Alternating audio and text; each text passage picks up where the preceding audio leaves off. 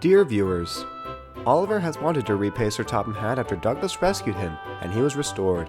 He finally got that chance recently, and these stories tell you about the newest express engine that Oliver was able to salvage. The author.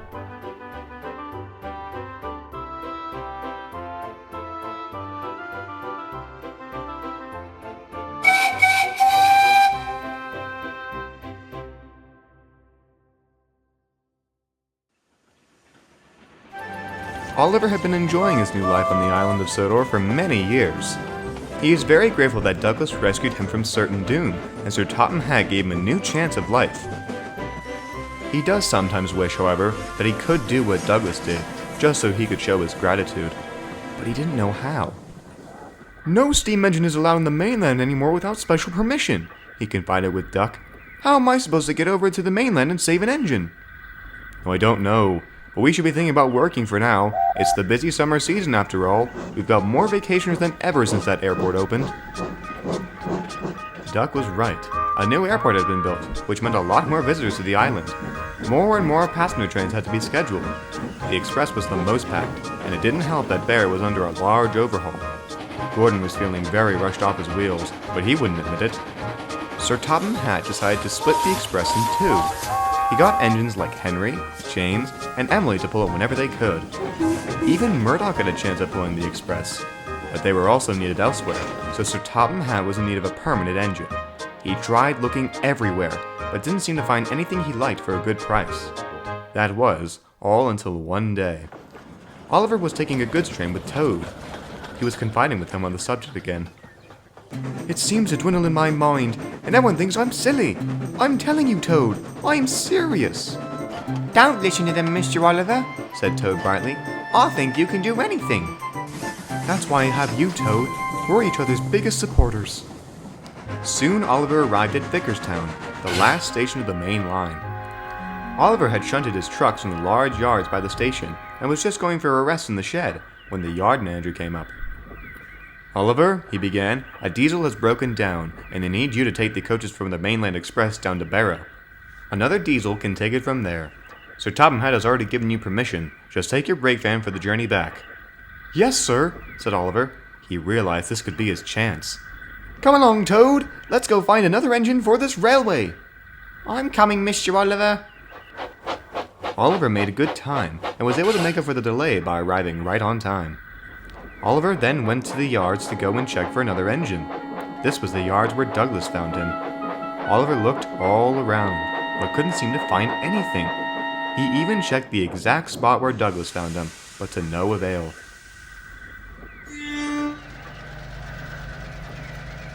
Oliver was just going to give up hope when...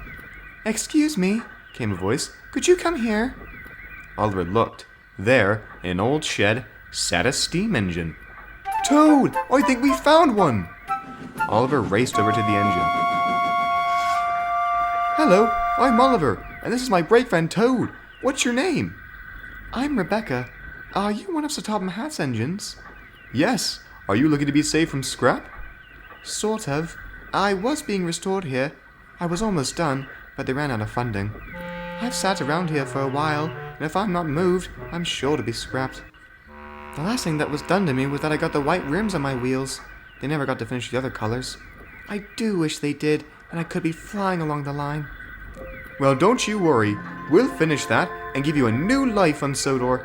I'm sure Sir Topham Hatt will buy you." So Oliver and Toad quickly cobbled up to Rebecca, and they set off for Sodor. Soon enough, they were over the bridge. All the engines were quite surprised to see Oliver pulling another steam engine, with a tarp especially. Mr. Oliver, you do realize we are traveling in broad daylight?" "No worries, Toad. We're on Sodor now. All the engines passing are steam, so we're fine." "Is it all steam here?" asked Rebecca. "No, Miss Rebecca," replied Toad. "We have some diesels here." "Will they try to hurt me?" "Certainly not," said Oliver. "If they were to put a buffer on you, me and many others would put them in their place." "You wouldn't do that to Mr. Boko, or Mr. Bear, or Miss Daisy, would you?" Oh, you two are funny," laughed Rebecca. Soon enough, they arrived at the workstation, and Oliver put Rebecca in the workshop. You stay here, Rebecca, said Oliver quietly. Me and Toad will tell Sir Topham Hatt. No need to whisper, Mr. Oliver, cried Toad. He's right there. Indeed, came another reply. Oliver, what are you playing at? I would have preferred to know that you were taking more cargo back home. Oliver tried to come up with a witty lie, but to no avail. He decided to tell him the truth, and why he decided to rescue the engine. I only wanted to repay the favor, sir. I'm sorry if this causes you any trouble. I see, pondered Sir Topham Hatt. Oliver looked nervous. Oliver, I want you to know that you have already repaid the favor by being a really useful engine on my railway. And I don't want you to feel the need to go and save other engines or repay me. I'm sure Douglas would feel the same. Oliver was happy to hear the news, but still was worried. Then, what will happen to her, sir? Well, I haven't had a good look at this engine yet, but we shall see. Just then, a workman ran up. Excuse me, sir, he said, but this engine that just came in is in almost perfect condition. Just a cleanup and a new coat of paint, it will work wonders. Is it a Pacific? Yes, sir. Sir Topham Hatt smiled. What is your name? Rebecca, sir. Well, Rebecca, I shall contact your owners and purchase you. You're just what we need for the express. He motioned to the workman. Begin work on this engine immediately. Yes, sir. Oliver, Toad, and Rebecca were very pleased. Welcome to Sodor, Rebecca, cried Oliver joyfully. Thank you, Oliver, and, I'm Toad, Miss Rebecca. Nice to meet you, Toad. Oliver was very pleased with his actions, even if it was a little overdone. Rebecca was soon polished and cleaned. She was looking wonderful. Sir Topham Hatt was pleased. You look splendid, Rebecca. I should think you're ready to pull trains again. Oh, you bet, sir.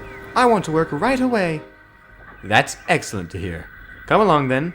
And Rebecca puffed away. At the big station, the engines felt rushed off their wheels and were discussing it. I can't feel my wheels, said Henry. I can't feel my axles, added Edward. That's the last of the coaches, put in Ginty. There's officially none left. Huh, you engines are just pathetic, scoffed Gordon. Look at me. I'm stronger than any of you. Then why is the express split in two? Teased Percy. Gordon sputtered. Well, I managed it just fine. Sir Topham Hatt is too silly for. Just then, they all heard an unfamiliar whistle. Who's that? Asked Percy. Is it a rail saw? Asked Ginty. Don't be silly, huffed Gordon. It's probably just another engine. We just can't hear their whistle as well. Rebecca soon steamed in, and all the engines were quite surprised to see her. Sir Topham Hatt stepped down from her footplate. Everyone, please welcome Rebecca, our new permanent express engine. The engines were all very impressed, except for Gordon. Huh, I don't need help. I still think I could have managed it alone. Well, Gordon, when you can't run to time, it's not that hard to see. The others giggled as Gordon went red in the face. Henry, I want you to go to the shed and have a rest. I think Rebecca should have a trial at pulling the express today. Yes, sir. Henry was relieved to have a break. Rebecca, you will pull the express for the day. I want to see what you're made of. Yes, sir. Right away, sir.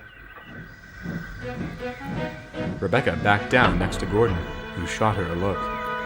Hello, you're Gordon, right? Yes. Can I call you Big G? Gordon was surprised. Now, I'll have you know that I am Gordon, not Big G or whatever silly nicknames. Aw, you're no fun. I was just teasing. Humph, I think you're silly. And Gordon puffed away. Rebecca chuckled. Is he always like this? She confided with Edward. Not all the time, but I think he's just grumpy, as per usual. Oh, and welcome to our railway. I'm Edward. A pleasure to meet you. Just then, the guard's whistle blew, and Rebecca began to start. But she found it hard to get out of the station.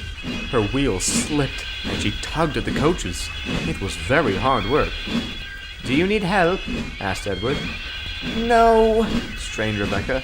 I just need to find my grip, that's all. Finally, with some sand, she was able to grip the rails and roll out of the station. Rebecca made very good time.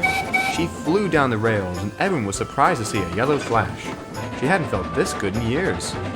She arrived at the other end of the island in record time. She quickly turned around and refilled before it was time to leave again. Rebecca then hauled the train out, with more wheel slip. This time, however, she needed a push from Rosie. The crew didn't know what they were doing wrong, but still, they enjoyed getting to drive Rebecca and found her a smooth rider. Meanwhile, Gordon was waiting at the large town of Kronk.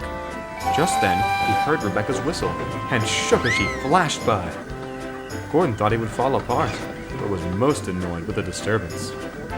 Gordon arrived in the evening at the big station, as Sir Topham Hatt was talking with Rebecca. "Well done, Rebecca," he said. "I have heard great things about you from many people today, especially about how you seem to float along the line." Thank you, sir, said Rebecca, pleased. "However, we have found one issue. It's how much you wheel slip. I've been told you need a push from Rosie on the return journey." I'm aware, but I can't help it. It's just how my class was made. "I understand. We'll try to fix the issue, but for now, you'll have to work through it." Yes, sir. I will try my best, though. "Excellent. That's what I want to hear. Enter the shed. You deserve a rest." He then turned to Gordon. "Gordon, I would like to have Rebecca on the non-stop service for a little while. I have a feeling you can handle all the stops, including our new airport." Gordon was not a fan, but reluctantly agreed. He too went back to the sheds. Rebecca was already there. She was making friends with the other engines. Gordon eyed her suspiciously. Hello, Big G. Oh, sorry, forgot you don't like that name, Gordon. How was your day then? "Fine," replied Gordon, and that was the only thing he said as he hopped into the sheds. "He's probably tired," thought Edward. "Don't worry, Rebecca. He'll hopefully warm up to you." But Gordon had more worries than warming up to Rebecca. He wanted to prove he was a much better express engine than her, but didn't know how. Rebecca became a respected member of the mainline crew. Her positive attitude and efforts were able to help the mainline work wonders and be better than ever. She worked hard every day, and it was no wonder Sir Topham Hatt relied on her so heavily, especially with coaches. However, Rebecca would soon learn about the trucks and all the trouble they cause. One morning, Henry was ill, and there was no one to take his goods train, except Rebecca. "Gordon can pull the express for today," Sir Topham Hatt told her. "I think you can handle this job." Yes, sir, said Rebecca nervously. "Something the matter?" Oh, no, sir. You're right. I can handle it. "Very well, then. Off you go." Rebecca's train was on the other side of Sodor, so she had a long way to travel. While she puffed along the line, she seemed to be very nervous. She soon arrived at Edward Station, where she had to stop. Edward was in the siding by the station, cheerful as always. "Hello, Rebecca," he said politely. "Lovely to see you." Hi, Edward," replied Rebecca sheepishly. "Something the matter? You seem worried." "Well, it's that I have to pull a goods train." "What's the matter with that? Are you one of those engines who despises pulling goods trains? I sure hope not." "No, but I've never pulled one. I always said I'm passionate to work. That's why I'm so nervous." Edward smiled. "Ah, I see. I like to say to younger engines, think of it as you're pulling coaches, and you should be fine. Oh, and be careful with the troublesome trucks. They're likely to take advantage of you because you're new." That helps. Thanks, Edward." And Rebecca puffed away, feeling more relaxed. Rebecca arrived at Vickerstown Yards. She found Henry's train ready to go. The trucks were sitting around, waiting and bored. They began to make fun of Rebecca. "Whoa, look, fellas. It's a large banana. And it's moving on its own. Now that's potassium." They giggled about their joke, but were surprised that Rebecca laughed. "It was only a matter of time until someone said that." The trucks subsided at once. "They're chucklesome, I believe. Makes sense why they told that joke, then." Rebecca rolled along the line with ease. Even with a goods train, she had no trouble. The trucks were soon getting annoyed with Rebecca. None of their usual tricks worked, and Rebecca didn't seem particularly bothered. Suddenly, a signal ahead turned to danger. Rebecca screeched to a halt, and the trucks bumped into her and each other. "Phew, sorry about that one," she told them. But for the trucks, that was the final straw. She bumped us, cried one. On purpose, too, said another. I'm tired of this engine. Let's teach her a lesson. The trucks giggled and began quietly scheming at once. They knew that Gordon's hill was near. Rebecca had now gone up this hill many times and expected an easy climb. But the trucks' plans were to play the old trick that they were known for. Hold back! Came a sudden cry from the train, and the trucks all pulled back, which startled Rebecca. She tugged and pulled. Her driver tried to release sand, but none came out. "We must have used the last of it in the yard," he said. "We'll just have to pull until we get to the top." Rebecca heaved and hauled. She became as red as James's paint. I won't let you beat me, she wheezed. Finally, after much effort, she made it to the top. She thought it was all downhill from here, but she was wrong. Now! Came another cry from the train, and the trucks pushed Rebecca down the hill. Whoa! Stop pushing! But the trucks didn't care. They were having a blast. On! Faster, faster, faster, they cried. I don't want to go on! Rebecca slammed on her brakes, but they didn't do much good. There was worse to come. The signal box at the crossing quickly warned the next station of the runaway. "We'll send her into the sidings," they said. Rebecca, still fighting against the surging trucks, came into view. She was quickly diverted into the yards. Oh my goodness, she cried. There in front of her were some buffers. Her crew jumped clear, and Rebecca shut her eyes, waiting for it all to be over.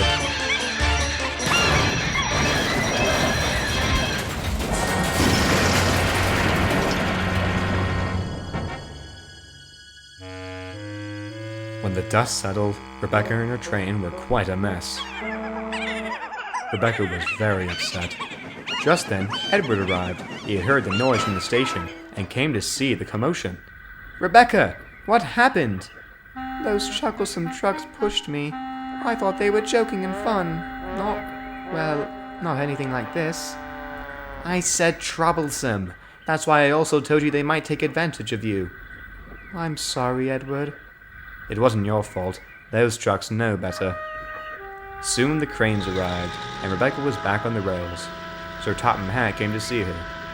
"Edward is right," he agreed. "It wasn't your fault. It was those silly trucks. I shall send you to the works and get you fixed up. It will be hard while you're out there." I'm sorry, sir. I've let you down, haven't I?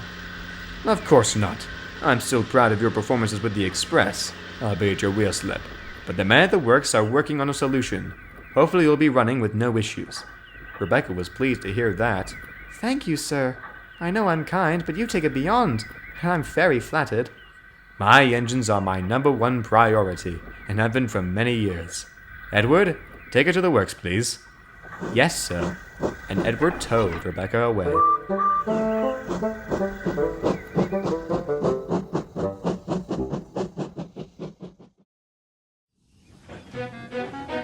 While Rebecca was in the works, Gordon took over the non-stop express. He still wanted to prove he was worthy and began to get perfect runs again and boasted any chance he got. "I'm much better than that banana peel any days. She's always slipping up. Ho, ho, ho, ho." "Settle down, Gordon," said Edward. Why ever is it that you always seem so unwelcoming to new engines? "Well, I don't know if you've noticed, Edward, but that engine has taken my express. Of course I'm going to show resentment." That's no reason. "If you saw it from my perspective, you'd understand, little Edward." "You're acting like a child, Gordon. It's time you show your age." Gordon just scoffed and hurried away for the morning express. Gordon wasn't patient. Philip was shunting his coaches, but Gordon thought he was being lazy. "Hurry up, little Philip. I'll be late by the time you get over here." What's gotten into you, Gordon? "Nothing you'd need to know," muttered Gordon darkly. Philip was confused, but went away without asking anything else. The guard's whistle blew, and Gordon puffed away. Gordon hurried down the line, hoping to make up for lost time. He seemed to struggle and stress. He kept repeating, "Must be better, must be better." The coaches twittered, "He'll get into trouble, he'll get into trouble." Gordon finally arrived at Vickerstown, very late. The mainland diesel awaiting his connection looked at Gordon, scoffed, and rolled away. On the return journey, Gordon passed the workstation, where Rebecca was getting ready to go back to work. Gordon raced by Rebecca and scoffed. "He'll probably need some help. Come on, old girl, let's get going." Rebecca was secretly worried. "Oh, I hope he's all right. He didn't look too good." Gordon wasn't all right. His face was very red, his pressure was higher than normal, and he thought his boiler would burst. Nevertheless, he pushed himself on and began to struggle up the hill. "Gordon, we're going to need help," cried his driver. "I can't make it continue on like this." "No, driver! Let me go!" "No, Gordon, it's over, unless you want to blow up." So, reluctantly, Gordon came to a halt in the midst of his climb. Gordon felt terrible. "Oh, it's over. So Topham Hatt will put me off the express for sure." Gordon tried not to, but he shed some small tears out, feeling defeated. Just then, he heard Rebecca's whistle. She pulled up alongside. "Gordon, are you all right?" "Don't look at me." "Why have I not?" "I failed everyone, Rebecca. I failed my passengers. I failed Sir Topham Hatt, and I failed the railway. I wanted to prove my worth, but all I've done is just push myself to my limit. And for what?" "Gordon, you're being silly. Just because you've stopped the express doesn't mean you've let everyone down. Think of all those other times you stopped on the hill. You did make it to your destination in the end. You were still able to please your passengers, and that's all that matters. I don't see you as a failure. Your friends don't, and I'm sure Sir Topham Hatt doesn't either. You just need to see yourself differently." Gordon stared at Rebecca. "You still accept me? Even after all the rude things I've said?" "Absolutely. You've seemed to have a difficult day. I don't really understand your pain, but I think you're brave for trying to face it alone. And it might not come across to you, Gordon, but I want to be your friend, even on difficult days. Come on then, let's go. We don't want to keep the passengers waiting." So, Rebecca buffered up and took a deep breath. She pushed and prepared to slip, but she felt nothing. I can't believe it! I didn't slip! I'm fixed! I'm completely fixed!" And she hooted with delight. Gordon smiled. Feeling better, he yelled, "Keep it up, Rebecca! You're doing well!" Rebecca felt very happy. She pushed the train up Gordon's hill and crested down the other side. Finally, the express arrived at the big station very late.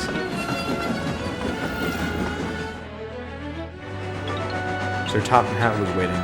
He talked with the passengers and tried to settle them down, as they were unhappy about the delay. Finally, they all went off, and Sir Topham Hatt came to the two engines. "Thank you for getting these people home, Rebecca. You are a really useful engine."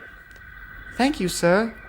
Rebecca looked at Gordon, who was looking at his buffers silently, as if he knew what was to come.